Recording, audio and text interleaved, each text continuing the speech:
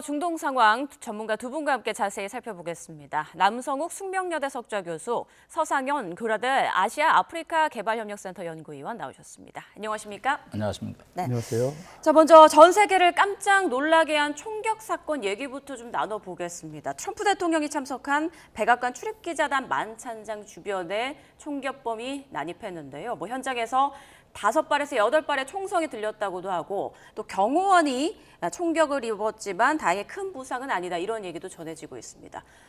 굉장히 깜짝 놀랐습니다. 큰일 날 뻔했는데 소식 듣고 좀 어떠셨어요?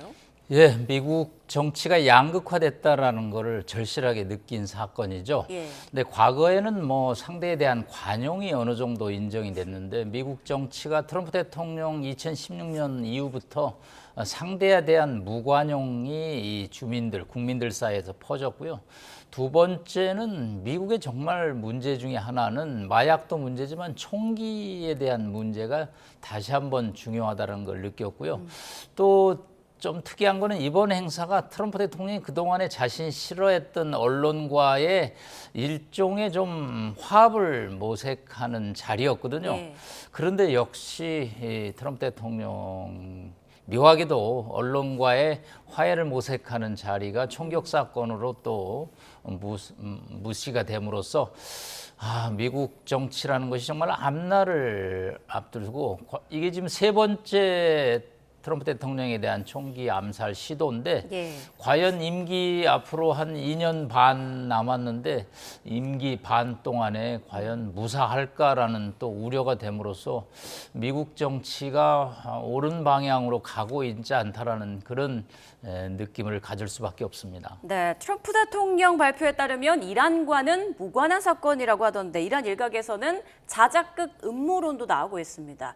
중간 선거에 이걸 좀 이용하려는 거 아니냐 이런 목소리가 나오는 것 같아요. 그렇죠. 이러한 이슬람 혁명 수비대에서는 이번 총격 사건을 가지고 이제 어떻게 보면 자신의 선전으로 약간 이용하고 있는데, 즉 트럼프가 이번 총격 사건을 자작극으로 만들므로써 지금 현재 한참 지지도가 내려간 상황에서 이걸 좀 만회하려는 그런 시도다 이렇게 이제 비난하고 또 이제 우스갯소리로 말을 하고 있는데 실제로 그렇지는 않을 것 같은데, 예. 자 현재 트럼프 입장에서는 사실 이게 자기에게 이렇게 총격은 있지 않았지만 어떻게 보면 이걸 또 하나 발판 삼아서 자기들의 지지자들을 결집시키는 하나의 또 그런 요인도 되기 때문에 어떻게 보면 또 이란 측의 또 주장도 조금은 또 맞지 않을까 그것도 생각되고 있습니다. 어느 정도는 의심해 볼 수 있는 부분인 것 같다는 물론 그걸 말씀이시죠? 이렇게 자작으로 의도하진 않았지만 예. 어떻게 보면 트럼프 이번 사건을 통해서 지지자들의 결집하는 데는 약간의 효과가 있지 않을까 그렇게 예상이 됩니다. 교수님께서는 어떻게 보십니까? 그러니까 앞서 3번의 트럼프 대통령에 대한 테러가 있었다라고 짚어주셨습니다. 많이들 기억하시겠지만 2년 전 대선 유세를 하다가 귀 쪽에 총상을 입고 피를 흘리면서 주먹 불끈 쥐는 트럼프 대통령 모습 화제가 되면서 지지율이 올랐지 않습니까? 이번에도 좀 그런 긍정적인 효과를 볼 수 있다고 생각하십니까? 이번 사건과 2년 전에 펜실베니아에서 총기 사건은 좀 완전히 다른 사건이라고 봅니다. 네. 그 당시는 이제 유세 현장이었고 정말로 저격범이 옥상 건물에서 트럼프 대통령을 저격해서 피가 났죠. 귀 쪽을 총알이 스치금으로써. 예. 그것은 이제 한 장의 사진을 통해서 지지자들을 결집시키는 효과가 분명히 있었습니다. 그건 이제 선거 전이니까 저 지도자를 대통령으로 만들지 못하게 하는 시도에 있어서 우리 공화당 마가 지도자들이 결합해야 된다는 것은 충분히 이해가 되죠. 그러나 지금은 그런 상황하고는 좀 다르고요. 50m 전에서 비밀 경호국 요원들에 의해서 제압이 당했고요. 이란의 이제 나스탐이라는 통신사가 이걸 반박을 했습니다. 이제 이 문제는 뭐냐면 심리전으로 이거를 분명히 트럼프 대통령이 이용할 거라는 것을 이란 심리전 담당 팀들이 간파를 한 거죠. 예. 그래서 이거를 이제 자작극이라고 몰고 나감으로써 역심리전을 이란 역시 감행을 하는 거죠. 왜냐하면 비밀 경호원 소속의 사람이 총알을 맞았고 31살의 이 칼텍 미국의 명문 대학이죠. 캘리포니아에서 뭐 제일 좋은 대학 중에 하나인데 그 주인공이라는 사람이 분명히 밝혀졌기 때문에 또 그 친구가 민주당에 뭐 25만 원 정도의 후원금을 낸 기록도 있고 그리고 뭐 외로운 늑대라는 미국의 이제 뭐 우리도 마찬가지지만 이 집안에 틀어박혀서 SNS만 하면서 정치적으로 확증 편향을 갖는 젊은 친구들을 얘기하는 게 이제 로니 울프라는 외로운 늑대라는 편을 쓰는데 이 친구도 아마 그런 종류의 종교적 편향을 좀 갖고 있습니다. 그렇기 때문에 자작극이라고 주장을 하는 것은 이란이 이 트럼프 대통령이 이걸 통해서 지지율을 격직하고 이란 전쟁을 합리화하는 것을 하나 방어하기 위한 역심리전의 일환이라고 평가가 됩니다. 네, 종교적인 확증 편향으로 이번 암살을 시도한 게 아닐까라는 분석을 해주셨습니다. 트럼프 대통령도 이 용의자를 향해서 정신적으로 문제가 많은 사람이다, 종교적인 문제인 것 같다라고 얘기를 했는데 이 남성이 범행 직전 가족에게 트럼프 대통령 암살을 뜻하는 그런 암시하는 성명서를 보낸 것으로 전해지고 있어요. 이렇게 엘리트의 젊은 30대 남성이 왜 이런 무모한 짓을 저질렀을까? 그 의도는 뭐라고 보세요? 사실은 현재 그 총격범이 뭐 민주당의 후원금도 냈다고 조금 전에 교수님도 말씀하셨지만 사실 최근에 그 트럼프의 그 이란 전쟁을 보면은 어떻게 보면 국내보다는 국외 쪽에 더 큰 이미지를 갖다 미국의 그 이미지를 갖다 추락시키고 있고 또 국내에서는 미국 내에서는 또 양쪽으로 분열시키는 이념적으로 이렇게 분열시키는 역할을 계속 하다 보니까 그에 대한 하나의 뭐 지식인 차원에서 또 이 하나의 아까 교수님께서 말씀드렸지만 또 언둔하고 있던 이런 상태에서 아마 이제 확정 편집으로 이런 또 암살 시도를 했지 않을까 그렇게 생각되는데 현재 문제는 미국 전체적으로 국민들이 이란의 이런 미국의 이란 공격에 대해서는 정말 많은 사람들이 비판하고 있거든요. 그런 차원에서 보면 어느 지식인들 중에서는 또 어떻게 보면은 그에 대해서 약간 편성해서 아까 조금 전에 말씀드렸던 외로운 늑대 이런 성향이 있으면은 이런 또 우발적인 이런 또 행동을 하지 않나 그런 또 생각도 해봅니다. 네, 사실상 전쟁이 길어지면서 마가 동맹이 분열하고 있다라는 얘기가 계속 나왔었죠. 트럼프 대통령 측근인 보수 농객 터커 칼슨은 트럼프 대통령을 지지한 걸 후회한다라고 말을 하기도 했는데 이번 총격 사건으로 마가 진영 내에 일종의 결집이 발생할 가능성도 있을까요? 저는 결집보다는 분열이 더 예상이 됩니다. 것이다. 사실은 터커 컬슨은 2016년부터 뭐 유튜브라든가 폭스뉴스에 출연해갖고 트럼프 대통령과 아주 브로맨스를 과시했던 인물인데 이 트럼프 대통령이 네오콘의 노예가 되고 있다는 표현을 쓰고 있습니다. 그 얘기는 원래 우리가 지향했던 공화당의 이념하고 이게 어떻게 미국을 다시 한번 위대하게 만드는 거와 같은 맥락이냐. 아니 남의 나라를 전쟁으로 공격하는 것이 미국을 마가로 하는 것이냐. 그거는 아니다라는 것이 터커 컬슨이고요. 이미 이전에 이 전쟁이 2월 28일 시작될 때 벌써 국가안보센터장이 이 전쟁에 명분이 없다. 트럼프 대통령은 이란 핵이 임박했다는 이미넌스라는 단어를 썼습니다. 그런데 임박하지 않았다고 실무자가 얘기를 했거든요. 그때부터 트럼프 대통령의 지지자들이 이제 분열이 시작이 됐는데 트럼프 대통령 입장에서는 이제 지지율이 33%를 기약하고 있기 때문에 이 터커 컬슨의 반론은 굉장히 뼈아플 것이고요. 이런 흐름은 오는 11월 중간 선거까지 계속될 것으로 보입니다. 예. 자, 이재명 대통령을 비롯한 전 세계 지도자들은 정치적 폭력을 규탄하는 그런 입장을 낸 상황인데요. 앞으로 어떤 범행 동기가 조금 더 구체적으로 드러날지 좀 더 지켜보도록 하겠습니다. 자, 그런가 하면 기대했던 지난 주말 2차 종전 협상은 무산됐습니다. 뚜렷한 해법도 보이지 않고 뭔가 이런 국면이 굉장히 길어질 것 같다라는 불안한 예감이 드는데 어떻게 예상하고 계십니까? 예, 사실 그 이란 외무부 장관이 그 파키스탄에 올 때만 해도 2차 협상에 대한 좀 기대감이 있었는데 또 이 외무부 장관이 그냥 이렇게 오만으로 출국하고 다시 오만에서 다시 러시아로 간다 했었는데 그런데 하나의 희망이 있는 게 다시 또 그 아락치 그 외무부 장관이 파키스탄에 다시 돌아왔었거든요. 그렇죠. 그러면서 또 4가지 또 이렇게 그 협상안을 제시했거든요. 이거는 어느 정도 또 협상의 여지가 있다는 걸 또 의미합니다. 물론 당장에 이 협상이 다시 재개될 가능성은 좀 낮고 그 이유는 또 트럼프도 미국은 더 이상 협상장 안 가겠다 이렇게 또 발표를 했거든요. 예. 뭐 할 것 같으면 오든지 아니면 전화를 하든지 이렇게 이제 언급했기 때문에 미국이 또 당장 또 파키스탄으로 가서 양측이 협상할 여지는 없지만 그래도 이제 아락치 그 외무부 장관이 러시아를 방문하기 때문에 러시아에서 또 이 푸틴과 회담 이후에 또 어느 정도 또 조율이 나오면 특히 또 미국도 이미 아마 이제 러시아에 어느 정도 또 종전에 대한 또 협의를 했을 가능성이 높거든요. 그렇다면은 러시아에서 푸틴과 만나서 어느 정도 협상안 좀 안이 좀 나오면은 다시 파키스탄으로 와서 귀국해서 협상을 할 여지는 있다고 생각됩니다. 네, 아라그치 이란 외무장관이 파키스탄에 제시했다라는 그 4가지 제안, 네, 예. 그 내용에 핵과 관련된 건 없는 것 같더라고요. 네네. 그래서 지금 현재 이게 아마 기싸움 같은데 지금 현재 이란에서 특히 이제 혁명 수비대는 무조건 핵을 제외한 나머지 배상안이라든지 아니면 그 호르무즈 해협 봉쇄, 특히 이제 미국의 역봉쇄를 좀 푸는 문제, 이게 가장 이제 중점 그 합의 사항이고 반대로 이제 미국 같은 경우는 합의 이제 제1차 목적이거든요. 예. 그래서 지금 현재 양측으로 봤을 때는 회담이 안 될 것 같은데, 그런데 이게 이제 뭐 양측의 일단 기싸움이기 때문에 이걸 하나하나 풀다 보면은 어느 정도 좀 핵과 그다음에 이제 미국이 봉쇄하고 있는 역봉쇄 푸는 문제, 이게 어느 정도 좀 합의로 이루어지지 않을까 생각되고 있습니다. 협상의 불씨는 남아있다라고 예. 말씀해 주셨습니다. 자, 그런데 파키스탄으로 향하려던 미국의 입장은 좀 난처해진 게 아닌가 싶습니다. 트럼프 대통령은 더는 협상단 안 보내겠다. 이란은 협상할 거면 직접 오든지 전화를 해라라고 말을 했거든요. 이거는 이란을 향한 압박인가요? 아니면 대화의 문을 열어놓는다는 일종의 뭐 통로를 열어준 건가요? 이제 이 전쟁이 2월 28일 시작돼서 지금 이제 60일을 향해서 가고 있습니다.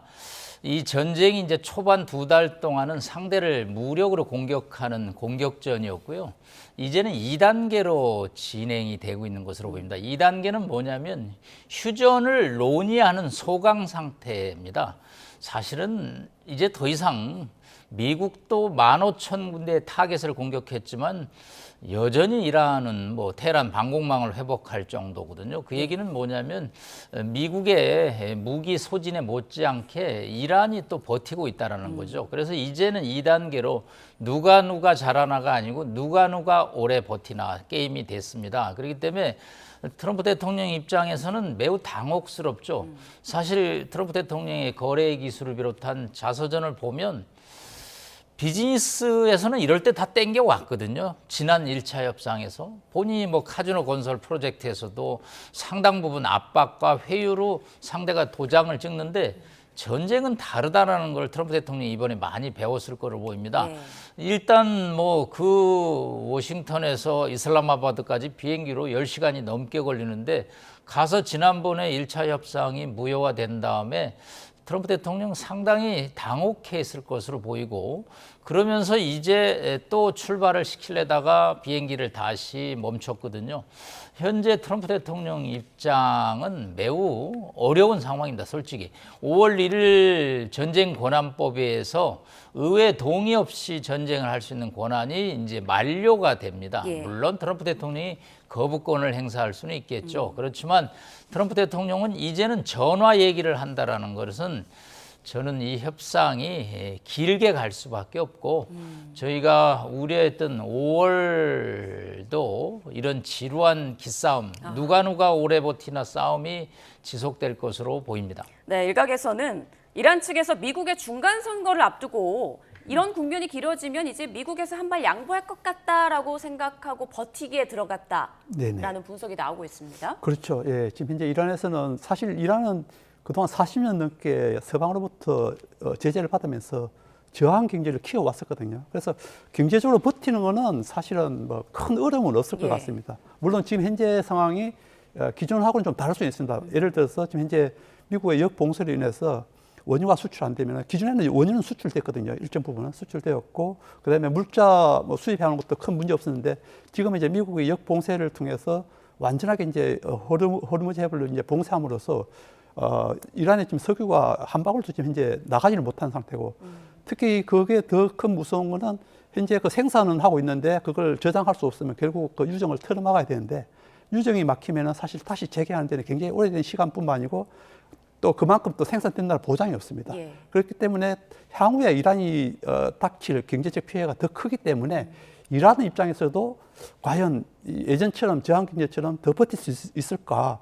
그에 대해서는 약간 의문점이 있기 때문에 아까 그 교수님 말씀하셨듯이 누가 더 오래 버티냐이지만은 어떻게 보면 트럼프 같은 경우는 11월 중간 선거에 대해서 굉장히 아직도 미련이 많지만 그걸 어느 정도 좀 포기한다면은 향후에 더 큰 타격을 볼 건 제가 봤을 때 이란 입장 같거든요. 예, 이란이 경제적으로 예전과 좀 다릅니다. 예전에 그 저항 경제하고 다르기 때문에 그렇게 된다면은 제가 아까도 앞에서도 말씀드렸지만 좀 협상할 시점이 무한정에 기다리는 게 아니고 좀 더 빨리 다가올 수 있지 않나 그렇게 예상도 되고 있습니다. 네, 트럼프 대통령이 중간 선거를 포기하면 이란이 더 불리할 수밖에 없다라고 말씀하셨어요. 네, 서 의원님이 미국 중간 선거를 말씀해 주셨는데 예. 이거 굉장히 심각한 문제입니다. 지금 미국의 하원이 437석이고 상원이 100석인데요. 공화당이 우위에 있는 게 하원의 경우 5석이고 상원의 경우 2석입니다. 이게 3석만 넘어가면 상하원 다수당이 바뀌거든요. 그러면 트럼프 대통령이 맨날 얘기하는 게 나를 탄핵시킬 거다라는 얘기고 사실은 아무리 트럼프 대통령이 마이웨이를 강조하지만 상하원에서 양측에서 브레이크를 걸면 이 레임덕이 급격하게 빨리 올 수가 있고요. 워싱턴 정치는 이제 3선이 안 되기 때문에 결국은 다음 대권 싸움으로 미국도 갈 수밖에 없기 때문에 이 트럼프 대통령 스타일상 아마 임기 마지막 날까지 본인이 권한을 행사하고 싶어 하는데 이거 벌써 민주당, 공화당 후계들 싸움이 시작됐거든요. 케빈 뉴섬 캘리포니아 주사라든가 뭐 이쪽 공화당에서는 마크 루비오냐, 제이드 벤스냐를 갖고 지금 다투고 있기 때문에 트럼프 대통령 입장에서는 의회 선거를 패배하는 것은 정말 끔찍한 일이기 때문에 어떤 형태로든지 이 모양을 갖춰서 이 전쟁을 그럭저럭이라는 저희가 머들스로라는 영어 단어를 그럭저럭 그냥 끝내고 싶은 거죠. 예. 뭐 항복을 안 하는 나라를 쳐들어가서 항복을 시킬 수는 없고요. 우리 서 의원님 말씀한 대로 이란 경제가 테헤란 리포트를 오늘도 외신을 찾아보니까 빵값이 300% 올랐다고 그러고 뭐 생필품 가격 그리고 임사 주민들의 삶이 아주 녹록치 않은데 이게 또 북한이나 제가 이란을 비교하면 제재 이골이 난 특히 이게 문제가 뭐냐면 지도부들이 까딱 없다는 거죠. 북한의 지도부는 김정은 일가고요. 이쪽 지도부는 혁명수비대입니다. 예. 그렇기 때문에 뭐 6개월 정도 버티는 거는 저는 큰 문제는 아니고요. 다만 이제 서로 모양 갖추기가 저는 중요해요. 체면 누가 이겼느냐, 내가 지지 않았다. 이러기 위해서는 상당 부분 기싸움을 하고 기싸움 때문에 결국은 아까 4개항에 이란이 제시한 안이 그게 굉장히 저는 중요한 의미를 갖습니다. 왜냐하면 핵 얘기하지 말라는 거죠. 핵 얘기하면 협상은 이건 안 된다라는 얘기이기 때문에 제가 그 핵 얘기는 조금 이따 추가로 또 말씀을 드리기 때문에 이란의 본심을 저희가 엿볼 수 있기 때문에 이란의 본심을 트럼프 대통령이 어느 정도 수용하느냐가 회담 재개에 큰 관건이 될 것으로 보입니다. 그러니까 트럼프 대통령은 어찌됐건 어떻게든 전쟁을 좀 빨리 끝내고 싶어 할 거다라는 말씀이신데 그러려면 미국이 호르무즈 봉쇄를 좀 먼저 풀어줘야 하는 거 아닌가라는 그런 목소리가 나옵니다. 이게 상호 불신인데요. 예. 사실은 봉쇄 풀어도 상관없거든요. 뭐 이란의 석유가 90% 중국으로 가든지 인도로 가든지 그거보다는 결국은 협상장에 앉아서 모양을 갖춰서 적당한 선에서 합의를 하는데 문제의 핵심은 이 이란 핵 문제가 보통 복잡한 게 아닙니다. 예. 2015년에 이란의 합의에 걸리는데 12년 걸린 합의고요. 제가 그 문안을 읽어보니까 원문만 160페이지고 기술 부속서가 5개인데 책이 한 권입니다. 이란이 핵을 포기할 단계마다 어떻게 미국이 제재를 해제하는지 그렇게 복잡한 협상안이 12년 걸렸는데 여기 이슬라마바드에서 만나가지고 1, 2주 만에 끝낸다. 이거는 조금 이상적인 얘기고 일단은 역봉쇄를 저는 미국 트럼프 대통령에게 제안하고 싶어요. 예. 역봉쇄를 일단 풀어보세요. 그러고도 이란이 안 나오면 명분 싸움에서 이란이 기울어지는 거거든요. 그리고 트럼프 대통령은 국민들한테 얘기할 거리가 생기는 거죠. 내가 풀었는데 이란이 안 나온다. 그럼 나의 정당성이 올라갈 수 있기 때문에 전쟁을 시작한 나라가 미국이거든요. 예. 그렇기 때문에 문제를 푸는 열쇠도 미국이 갖고 있다고 봅니다. 네, 그 지난주 이스라엘 매체에서 갈리바프 이란 국회의장이 협상 대표단에서 사임했다라는 보도가 나왔는데 네네. 이란에서는 이를 부인했어요. 네네네. 갈리바프가 협상단에 남아 있다면 앞으로 협상에 좀 긍정적인 효과가 기대가 됩니까? 아니면 별 의미가 없습니까? 일단은 긍정적이죠. 남아 있다면. 왜 그러냐면 이제 그래도 유일하게 미국이 대화 상대로서 이렇게 삼고 있는 인물 중에 하나가 갈리바프이고 또 실제로 갈리바프가 과거에 핵민수비대 사령관도 했었고 그냥 군과 그다음에 정치를 다 했기 때문에 굉장히 지금 현재 이런 교차 상태에서는 갈리바프 의장 같은 인물이 사실은 이제 협상을 주도해야 되는데 현재 상황에서 이란 내에서 이제 이 권력 싸움이 있다 보니까 현재 어느 정도 군부에 의해서 갈리바프가 좀 약간 이렇게 소외됐다 이렇게 말을 하는데 이란 측에서도 사실은 이제 협상을 성사시키려면은 갈리바프 인물이 꼭 필요하기 때문에 지금 현재 이란이 뭐 완전하게 지금 배제했다 이런 말은 안 하지만은 어느 정도 힘을 약화는 시켜놨습니다. 이번에 아락치 외교장관이 파키스탄을 방문한 것도 보면 그렇고 그래서 지금 현재 약간 힘은 좀 떨어져 있지만 그래도 최종적으로 나중에 미국과 최종 협상할 때는 나와야 되는 그런 상황이기 때문에 이란 측에서도 다른 대안이 없다면은 계속 힘을 실어주지 않을까 그렇게 예상이 되고 있습니다. 미국의 상황을 보면 정작 미국 대외 정책을 총괄하는 루비오 미 국무장관이 협상에서 한 발짝 좀 물러선 것에 대한 지적이 나오고 있는데 지금 트럼프 대통령의 사위인 쿠슈너 그리고 위트코프 특사가 지금 협상단에서 주요 임무를 맡고 있지 않습니까? 이 부분에 대한 지적은 어떻게 생각하세요? 이것도 정상이 아니죠. 사실은 외교부 장관이 협상을 해야죠. 그런데 마크 루비오 장관은 처음부터 이 전쟁에 소극적이었고 반대했습니다. 사실 내각에서 찬성한 사람은 피테엑스 국방장관 뿐이죠. 본인이 별도 안 다뤘는데 왜 전쟁을 그렇게 강조를 했는지 정말 이해 불가한데요. 일단 루비오 장관 입장에서는 이런 판단을 하는 거죠. 이 전쟁 쉽지 않은 전쟁이다. 그렇기 때문에 내가 깊이 발을 들여놔봐야 얻을 소득이 크지 않다. 그리고 이제 이 제이드 벤스 부통령이 이제 최종 협상에 지난번 1차 단장을 맡았는데 그나마 벤스 부통령은 사병으로 해병대 근무를 했는데 2년 동안 공보사병을 이라크에서 했습니다. 그렇기 때문에 이 동네를 좀 알거든요. 네. 중동을. 그런데 벤스 부통령 역시 중동 문제가 간단치 않다라는 인식을 갖고 있습니다. 그렇기 때문에 본인이 이번 2차 협상에도 출발 명단에서 빠지면서 체급을 낮췄죠. 왜? 이게 만나서 해결하기가 여간 쉽지 않은 문제라는 거거든요.